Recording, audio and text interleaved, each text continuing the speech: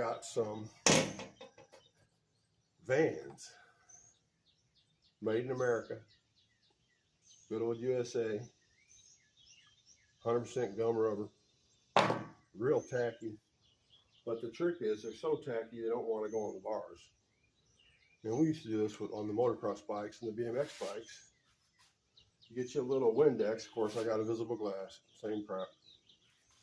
Spray the bars down, hit the grips a couple times on the inside, wipe off the excess on the outside because it's so slippery, and then